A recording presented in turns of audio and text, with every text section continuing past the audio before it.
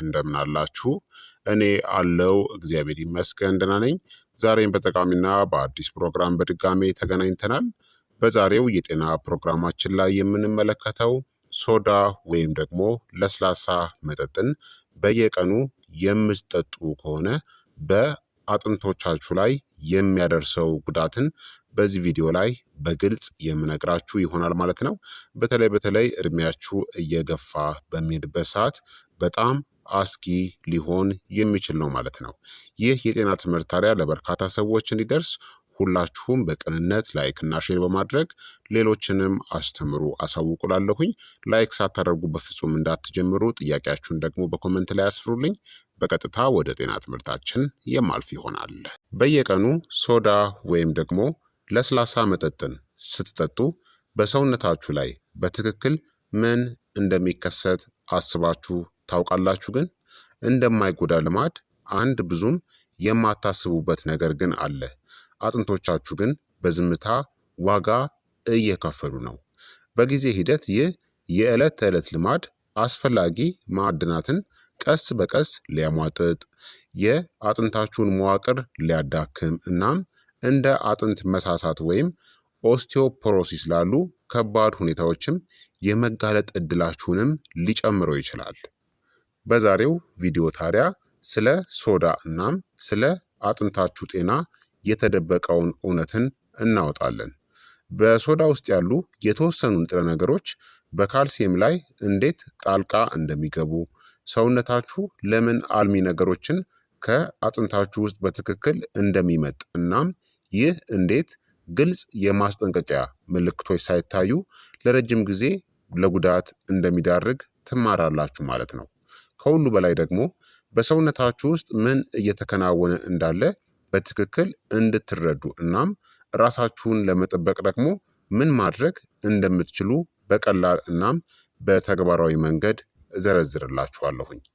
እያረጀን ስንሄድ ጠንካራ፣ ንቁ እናም ከህመም ነፃ ሆኖ ለመቆየት የምንፈልግ ከሆነ ይህ ችላ ልንለው የማይገባ ነገር ነው። በየቀኑ ሶዳ ወይም ደግሞ ለስላሳ መጠጦችን መጠጣት ጉዳት የሌለው ሊመስል ይችላል። ነገር ግን በጊዜ ሂደት በዝምታ አጥንታችሁን ሊያዳክምና ለከባድ ችግሮችም የመጋለጥ እድላችሁንም ሊጨምረው ይችላል። በየቀኑ ሶዳ ወይም ለስላሳ መጠጦችን ስትጠጡ በአጥንቶቻችሁ ላይ ምን እንደሚከሰት በዝርዝር ልንገራችሁ። አንደኛ፣ ካልሲየም ከአጥንቶቻችሁ ይሰረቃል። ብዙ ሶዳዎች በተለይም ኮካኮላ ያሉ ለስላሳ መጠጦች ፎስፈረስን ይዘዋል። ከካልሲየም ጋር ሲነጻጸር በጣም ብዙ ፎስፈረስን ስትወስዱ ሰውነታችሁ በደማችሁ ውስጥ ያሉ ማዕድናትን ለማመጣጠን ይሞክራል። ይህንን ለማድረግ ካልሲየምን ከአጥንቶቻችሁ ውስጥ ይጎትታል።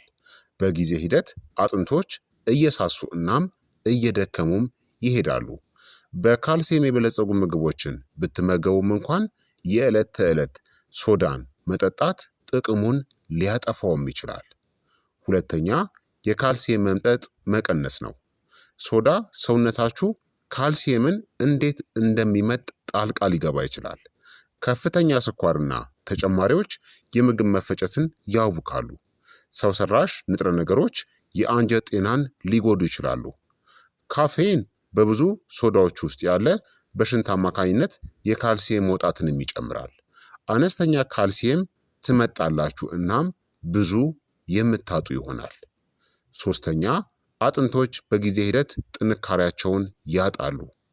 የአጥንት እፍጋት ወይም ዴንሲቲ ለጥንካሬ ወሳኝ ነው። የዕለት ተዕለት ሶዳ አጠቃቀም ከእነዚህ ጋር የተያያዘ ነው።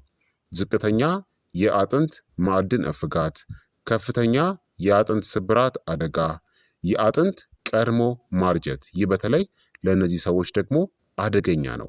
እድሜያቸው ከ40 በላይ ለሆኑ ሰዎች፣ ሴቶች ማረጥን ካለፉ በኋላ፣ ታዳጊዎች፣ ምክንያቱም አሁንም የአጥንት ብዛትን እየገነቡ ስለሆነ ለእነዚህ ሰዎች በጣም አደገኛ ነው።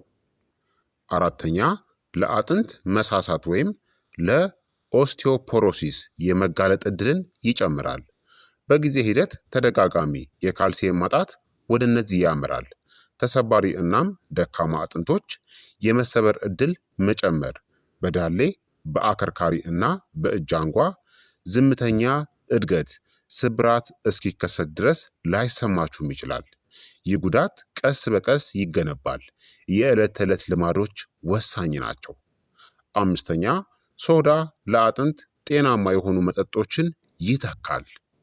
ሶዳን ወይም ለስላሳ መጠጦችን አዘውትራችሁ ስትጠጡ ብዙውን ጊዜ እነዚህን መጠጦች የምትጠጡት በትንሹ ነው። ወተትን፣ ትኩስ የሆኑ ጭማቂዎችና ውሃን።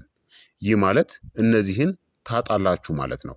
ካልሲየምን፣ ቫይታሚን ዲ፣ ማግኒዥየምን፣ ሁሉም ለጠንካራ አጥንት አስፈላጊ የሆኑ ንጥረ ነገሮች ናቸው።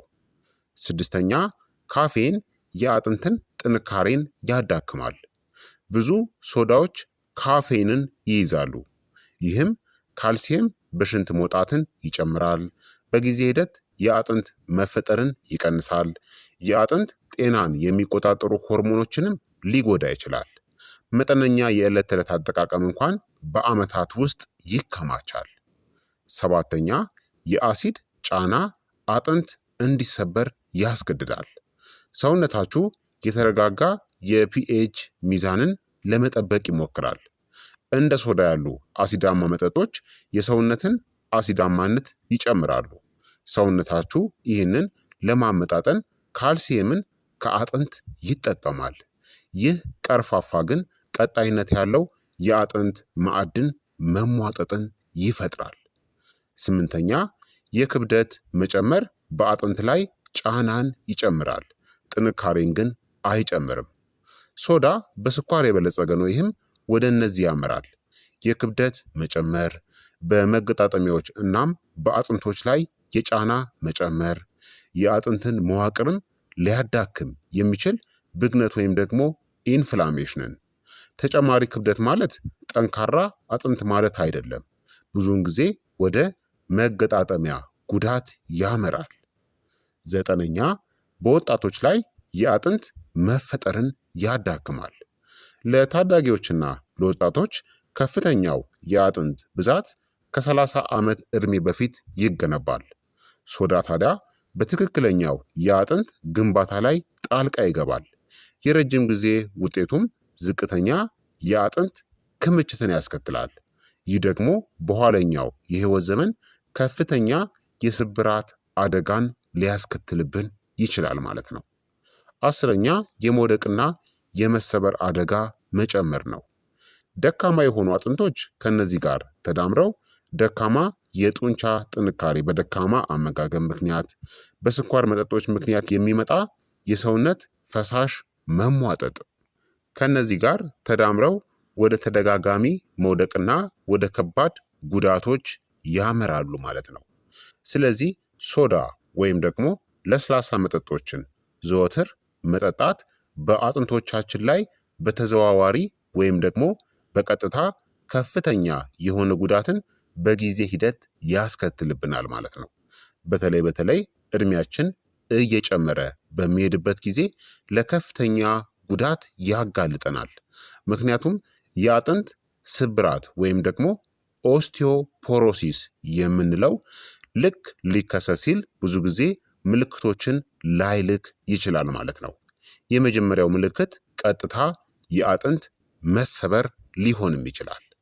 ታዲያ አንድ ሰው ለዓመታት በየቀኑ ሶዳ ወይም ለስላሳ መጠጦችን የሚጠጣ ከሆነ አጥንቶቻችሁ ቀስ በቀስ ካልሲየምን ያጣሉ። የአጥንት ጥንካሬም በዝምታ ይቀንሳል። በ50ዎቹ ወይም በ60ዎቹ ዕድሜ ውስጥ የሚደርስ ቀላል መውደቅ ከባድ ስብራትን ሊያስከትልባችሁ ይችላል ማለት ነው። ስለዚህ በምትኩ ምን ማድረግ አለባችሁ? ሶዳ መጠጦችን ወይም ደግሞ ለስላሳ መጠጦችን በእነዚህ ተኩ። በውሃ በወተትና በእጽዋት ሻይ። ሶዳን በዚህ ገድቡ። አልፎ አልፎ ብቻ ተጠቀሙ። ሶዳ መጠጦችን ወይም ደግሞ ለስላሳ መጠጦችን በየቀኑ ዘወትር ተጠቃሚ እንዳትሆኑ። እነዚህን ደግሞ በብዛት ተመገቡ። አረንጓዴ ቅጠላቅጠሎችን፣ የወተት ተዋጽኦችን፣ ለውዝና ጥራጥሬዎችን። ለቫይታሚን ዲ ደግሞ የፀሐይ ብርሃንን አግኙ። እነዚህ አጥንቶቻችንን በከፍተኛ ሁኔታ ያጠናክራሉ። በአጠቃላይ የዕለት ተዕለት የሶዳ ወይም የለስላሳ መጠጥ አጠቃቀም ጥርሳችሁን ወይም ክብደታችሁን ብቻ አይጎዳም፣ በጊዜ ሂደት አጥንታችሁንም በዝምታ ያዳክመዋል። ጉዳቱ ቀስ በቀስ የሚመጣ ግን እውነተኛ ነው። እናም ብዙ ጊዜ የሚታወቀው በጣም ዘግይቶ በሚሆንበት ጊዜ ነው። ስለዚህ አስቀድማችሁ መጠንቀቅ ያስፈልጋል ማለት ነው። ሶዳ ወይም ደግሞ ለስላሳ መጠጦችን የዘወትር መጠጣችሁ ወይም ደግሞ ልምዳችሁ ማድረግ የለባችሁም።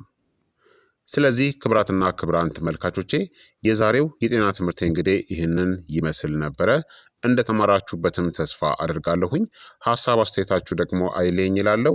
ይህ የጤና ትምህርት ደግሞ ለበርካታ ሰዎች እንዲደርስ ሁላችሁም በቅንነት ላይክና ሼር በማድረግ ሌሎችንም አስተምሩ፣ አሳውቁ እላለሁኝ። ጥያቄ ካላችሁ ጥያቄያችሁን በኮመንት ላይ አስፍሩልኝ። በቀጣይ የጤና ትምህርት እስከምንገናኝ እኔንም እናንተንም ቸር ያቆየን። መልካም ጊዜ፣ መልካም ቆይታ። ቻው ቻው።